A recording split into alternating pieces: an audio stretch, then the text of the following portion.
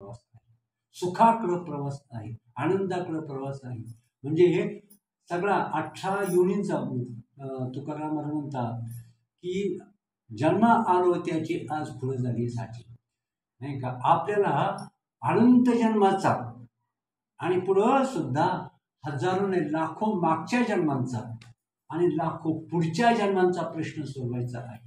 जन्माचा प्रश्न आणि मरणाचाही प्रश्न आपल्याला सोडवायचा आहे, नाही का. आणि काय व्हायचं आहे तर म्हणून त्यांचा विषय तो आहे आत्मज्ञान, आत्म्याला किंवा त्या भगवंताच्या भक्तीचा ज्ञानाचा विषय साधू संतांचं क्षेत्र आहे. जगाला सुख, स्वतः सुख भोगणं, जगाला सुख देणं हा साधू संतांचा परमार्थाचा विषय आहे. आणि दुःखाला प्राप्त होणं, स्वतःही दुःख भोगणं आणि सगळ्या जगाला दुःख देणं हा ह्या जगाचा विषय आहे, नाही का. आणि म्हणून काय आहे तर आता भगवंतांनी या श्लोकामध्ये सांगितलेले पहा, तर मी कसा आहे तर सगळीकडं कसा आहे तर सगळ्यांना सांभाळणारा मीच आहे. आता अजून एक याचा थोडासा विषय आहे पहा, तर तो परमात्मा कसा आहे त्याला ओळखायचा आहे. ओळखायचा परमात्मा, ओळखीला हरी धन्य तो संसारी आणि मोक्ष त्याचे घरी सिद्धी सेवी, नाही का. मोक्ष त्याची घरी ज्यानं देवाला ओळखलं, मोक्ष म्हणजे सुटला, नाही का. वाघाच्या ताबड्यात म्हणजे वाघाला ती बकरी सापडली, वाघानं त्या बकरीला पकडलं, नाही का. आता त्या वाघाच्या तावडीतून बकरीनं सुटलं, हे सुख आहे का अवघड. तसा घडोघडी काळ वाट याची पाहे, अजून किती आहे अवकाश. हा चालू ताप घेऊन सावध, काहीतरी बोध करी म्हणा. एक तासोरला खटवांगरायाशी भाग्य दिशा कशी प्राप्त झाली. आपला प्रवास, आपल्या आयुष्याची कोणाचे 10 गेले, कोणाचे 20 गेले, कोणाचे 40 गेले, कोणाचे 70-80 गेले, परंतु जन्मा येऊन तू काय केले नाही. जन्मा येऊन काय केले, तू मुद्दलच गमवले. जन्माला येऊन काय केलं आपण शोध घ्यायचा, विचार करायचा आहे. मनुष्य देह ऐसा निध, मनुष्य नाही का नरदेह निधान लागले हाती, उत्तम सार उत्तम गती, नाही का. आणि म्हणून स्वर्गाचे अमर इच्छिता ती देव, मृत्यूलोकी हवा जन्मामा. म्हणजे नरदेह इतका श्रेष्ठ आहे, नरदेहाची किंमत कोणीही जगात करू शकत नाही. नरदेहाची किंमतच करता येत नाही.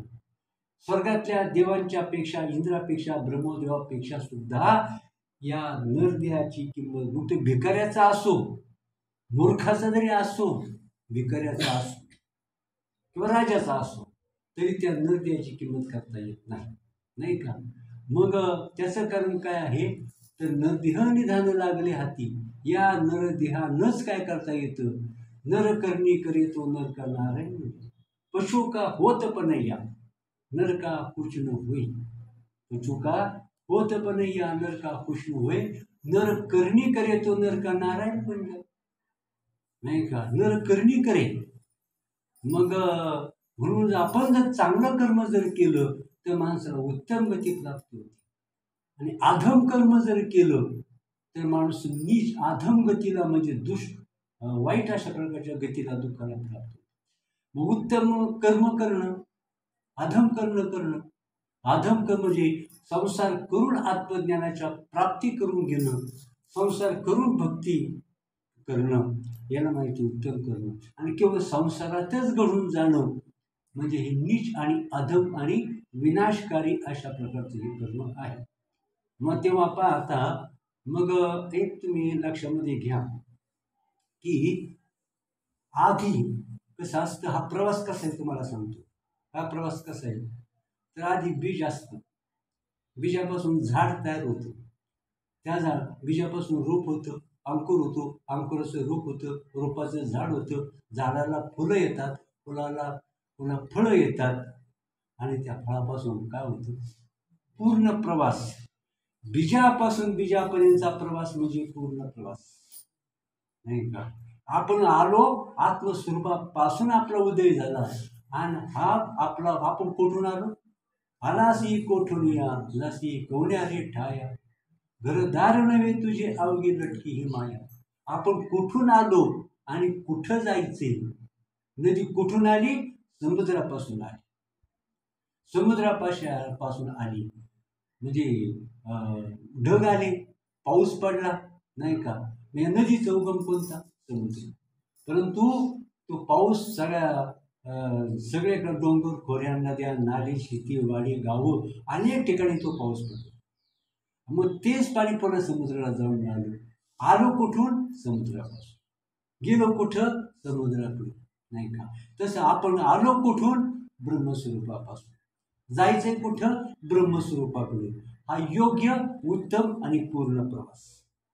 उत्तम प्रवास, सुखाचा प्रवास. आणि मग ते बीज असतं ना, आधी बीज एकले, आधी बीज एकले, बीज अंकुरले, रोप वाढले, बीज अंकुरले, रोप वाढले, एका बीजा पोटी तरू कोटी कोटी, जन्म घेती सुमने फले, जन्म घेती सुमने फले, आधी बीज एकले, अंती बीज एकले, आधी ब्रह्म एकले, अंती ब्रह्म एकले, नाही का? तर पहा आता म्हणून काय सांगितलेले, खाली बंद करता. आणि म्हणून कसं आहे, तर तसं आधी बीज एकले. बीज आधी कसं असतं? एकटा असतं. बीज अंकुरले, रोप वाढले, एका बीजापोटी तरू कोटी कोटी, जन्म घेती सुमने फुले, अंती. एकच बीज असतं. का आता तर बीज एकच आहे. आणि त्या आंब्याची एक कोय, एकाच्या एक कोय लावली, त्यापासून हजारो आंबे निर्माण झाले का नाही? आणि हजारो आंब्यापासून ज्या कोया निर्माण झाल्या, त्या कोया कशा आहेत? तर कसं व्हावं? आधी आंबा लावला, त्यापासून कोय निर्माण झाली, आणि त्या कोयीपासून काय व्हावं? आता ती कैरी आहे, त्या कैरीची कोय जर लावली तर आंबा उगवेल का? नाही. उगवेल का? उगवणार नाही. पण त्या पिकलेल्या आंब्याची पुन्हा जर कोय जर लावली तर ती उगवेल. काय करेल? ती उगवेल आणि अनेक फळं निर्माण करील. तर तशी ती कैरी काय करू शकत नाही. म्हणून कसं आहे, तर एका बीजापासून तर बीजापर्यंतचा प्रवास, ब्रह्मापासून तर ब्रह्मापर्यंतचा प्रवास. आपण ब्रह्मापासूनच आलो आणि आपल्या ब्रह्मापर्यंतच जायचे, ब्रह्माकडेच आपल्याला जायचे. आणि म्हणजे तो काय होतं आपल्याला, म्हणजे सगळ्या दुःखातून, सगळ्या विनाशातून. आणि पहा आता एक म्हणजे ज्याला आपण आश्चर्य असं म्हणतो, पहा आता की ज्या ठिकाणी ते आत्मतत्व प्रगट झालेलं आहे, आत्मतत्व प्रगट झालेलं आहे, तर त्या आत्मतत्व जर प्रगट जर झाले असेल तर त्याला कळायची कोणाची भीती नाही का? आणि म्हणून तिथं यमधर्म सुद्धा येऊ शकत नाही. त्या ठिकाणी कुणी येऊ शकत नाही, यमधर्म येऊ शकत नाही. म्हणून कसं आहे, तर ते परिपूर्ण जीवन आहे. तर या श्लोकामध्ये एकच विषय आहे, किंवा सगळ्या शास्त्रामध्ये एकच विषय, 4 वेद 6 शास्त्र 18 पुराण, त्या सगळ्यांचा विषय काय आहे? जगामध्ये मी एकटाच आहे. आणि सगळ्या प्राणी मात्र अनेक जरी दिसत असले तरी त्यामध्ये मी एकटाच आहे. माझ्या एकाचाच विस्तारते हे जग आहे. तर मुंगी असो, नाही का, कोणताही प्राणी असो, गाय असो, बैल असो, हत्ती असो, घोडा असो, किडी असो, माणसं असोत, झाडं झुडपं असोत, दगड गोटे असोत, ह्या सगळ्यांच्यामध्ये मी एकटाच आहे, नाही का? अनेकत्व पाहणं ही जोदशा आहे आणि हे दुःखाला कारण आहे. आणि सगळ्यामध्ये एक तत्व, ब्रह्मतत्व पाहणं ही माणसाला कशी आहे हे ह्याला ज्ञान म्हणतात. सगळ्यामध्ये एक परमात्मा. आता हा परमात्मा कसा आहे? गुप्त रूपानं आहे सगळ्या चराचरामध्ये, नाही का? चराचर सृष्टीमध्ये, चरमध्ये, आश्चर्यमध्ये, पशुपक्षामध्ये, प्राण्यांच्यामध्ये, माणसामध्ये, अग्नी, वायू, सगळ्यामध्ये एकच एक आत्मतत्व आहे. जसं का आता विचार करा की चिखल आहे, त्या चिखलापासून गाय, बैल, हत्ती, घोडे अनेक प्रकारचे प्राणी तयार केले. आणि प्राणी असंख्य आहेत, शेकडो प्राणी त्या चिखलापासून तयार केले. परंतु जर पाहिलं, बैल जरी पाहिला तरी तो चिखल, हत्ती जरी पाहिला तरी तो चिखल, घोडा जरी पाहिला तरी तो चिखल, मनुष्य जरी पाहिला तरी तो चिखल आहे. त्या चिखलाशिवाय दुसरं त्यात काही मिळत नाही. आकार वेगळे असतील, रूप वेगळे असतील, नावं वेगळे असतील, पण त्यामध्ये चिखला सगळ्यात चिखल सोडून दुसरं काही सापडत नाही सापडायचं काही दुसरं. तसं ही, आणि म्हणून त्याला काय पाहिजे, या उपाधी माझी होती, त्याला ज्ञानदृष्टी म्हणतात. बाहेरून पाहणं, बाह्य रूप पाहणं आणि ते सत्य मानणं आणि तसं वर्तन करणं याला अज्ञान म्हणतात. नाही, आणि सुख कुठं आहे? आपला भूक आतून लागते का बाहेरून लागते? सुख आतून येतं, दुःख आतून येतं, राग आतून येतो का बाहेरून येतो? सगळ्या गोष्टी आतून येत. भूकही आतून लागते, ताणही आतून लागते, रागही आतून येतो, सुखही आतून येतं, आनंदही आतून येतो आणि दुःखही आतूनच येतो. मग तो देवही आतमध्येच आहे, नाही का? तो देवही आतमध्येच आहे. मग आपलं आतमध्ये जे तत्व आहे ते आपल्याला पाहायचं आहे. हे नरा आत बघत जरा, आपल्याला बाहेर पाहता येतं पण आतमध्ये पाहता येत नाही, नाही का? आणि हे डोळे बाह्य जग दाखवण्याचं काम करतात. हे डोळे बाहेरचं दाखवतात, हे डोळे जग दाखवतात. आणि तिसरा जो डोळा असतो ना, तो तिसरा डोळा काय करतो तर आत्मतत्व दाखवतो, देवाला दाखवतो, ज्ञानाची गाठ घालून देतो. तिसरा डोळा, आपल्याला 3 डोळे आहेत, हे 2 डोळे उघडले आहेत, तिसरा डोळा उघडून द्यायचं काम संत करतात. काय करतात? तिसरा डोळा उघडून द्यायचं काम संत करतात, नाही का? आणि तो त्यांच्याकडून तिसरा डोळा, मग त्यांच्याकडे जायचं, म्हणायचं महाराज हे काम करा, त्याला एवढा डोळा उघडून द्या, तिसरा डोळा उघडून द्या, उघडून घ्यायचा त्यांच्याकडून. मग तिसरा डोळा उघडून घेतला की त्याला जग दिसत नाही, त्याला जिकडे तिकडे आत्मतत्व दिसतं, त्याला दुःख त्याला होत नाही, त्याला आनंद त्याला सोडितच नाही, त्याला जन्म नाही आणि त्याला मृत्यू नाही, नाही का? यम त्याच्यापर्यंत येऊ शकत नाही, दुःख त्याच्यापर्यंत येऊ शकत नाही, मृत्यू त्याच्यापर्यंत येऊ शकत नाही, रोग त्याच्यापर्यंत येऊ शकत नाही, नाही का? आणि कसल्याही परिस्थितीत आनंद त्याचा अखंड संगाती असतो, अज्ञान त्याचा अखंड संगाती असतो, देव त्याचा अखंड संगाती असतो, नाही का? ज्याच्याबरोबर सतत सिक्युरिटी असतात, मंत्र्यांच्या बरोबर, नाही का? मंत्र्याने भीती नाही, सिक्युरिटी असतात, नाही का? आपल्या सिक्युरिटीची गरजच नाही. आपलं खाते कोण, आपलं कोण खाते? सिक्युरिटी घ्यायला बरोबर, सिक्युरिटीला पगार कोण देणार? कोण खाते? आपलं कुत्रं नीट भुकत नाही आपल्यावर, आपलं कोण खाते? कशाला सिक्युरिटी आपल्याला पाहिजे, नाही का? मग तशा प्रकारे कसं आहे तर तो परमात्माच काय करतो तर त्याच्यामुळं ह्या देह आजपर्यंत, या देहाचं रक्षण केलं कोणी? विचार कर. आजपर्यंत ह्या आपल्याला आपलं रक्षण केलं कोणी? जोपर्यंत त्या परमात्म्याचं कसं आहे आपल्यावर कृपा आहे तोपर्यंत हा देह चालतो. त्याची कृपा झाली का सगळं संपून जातं. म्हणून सिद्धांत काय, सगळं अनेक रूपाने दिसत असलं तरी सगळ्यामध्ये एक परमात्मा आहे. बाह्यदृष्टी आपल्याला टाकून द्यायची. या उपाधी माझी गुप्त तत्वज्ञ, या उपाधी माझी गुप्त चैतन्य असे सर्वंगत ते तत्वज्ञ संत स्वीकारे. राजहंस काय करतो, दूध पाणी एकत्र केलं, तो पाणी अजिबात घेत नाही, केवळ फक्त दुधाचंच सेवन करतो, नाही का? महात्मज्ञानी संत काय करतात, ह्या जगामध्ये ह्या इथं 2 गोष्टी आहेत, एक आहे परमात्मा आहे आणि एक म्हणजे उपाध्या आहे. या उपाध्या कल्पित आहे, देह आहे, आतमध्ये चैतन्य आहे. ही बाह्य चराचर सृष्टी आहे, त्यामध्ये चैतन्य आहे. ह्या देहामध्ये चैतन्य आहे, हा देह नाशवंत आहे, देह कल्पित आहे, देह दुःखरूप आहे आणि या देहाला आतल्या चैतन्याचा अधिष्ठान किंवा आधार आहे.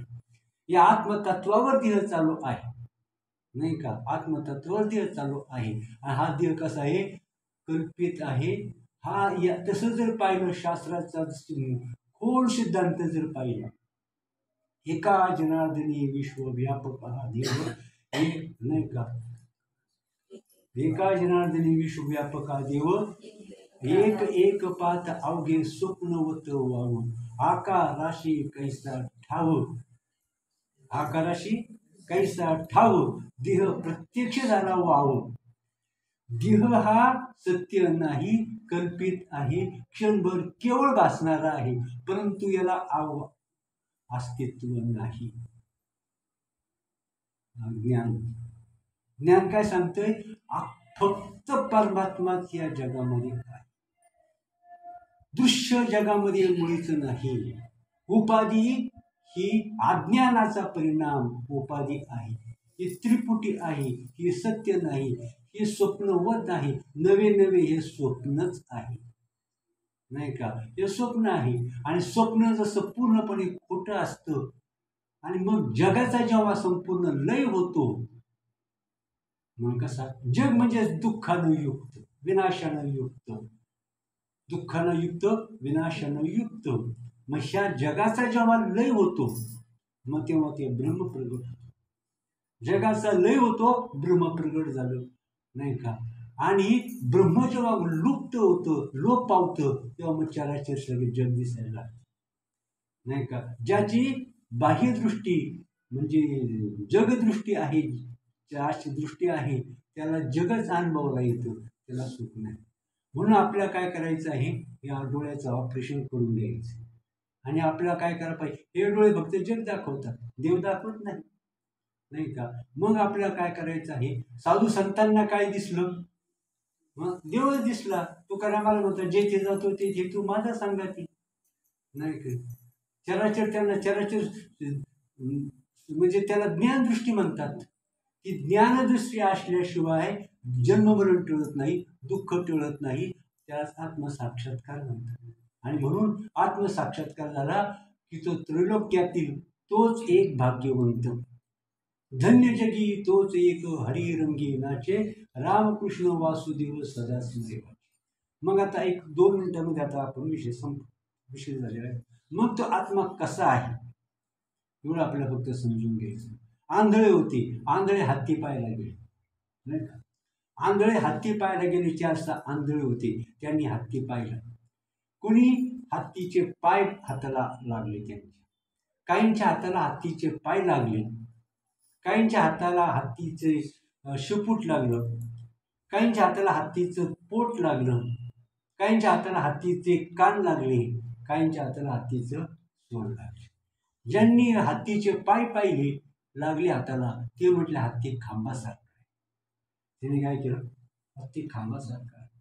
ज्यांच्या हाताला हत्तीचं शेपूट लागलं, ते म्हणजे हत्ती कसा आहे? दोरासारखा आहे.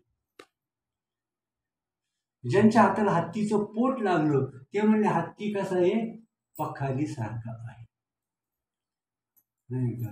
ज्यांच्या हाताला हत्तीचे कान लागले, ते म्हणजे हत्ती सुपासारखा आहे. आणि ज्यांच्या हत्तीचे सोंड लागली, ते म्हणजे हत्ती मुसळासारखा आहे.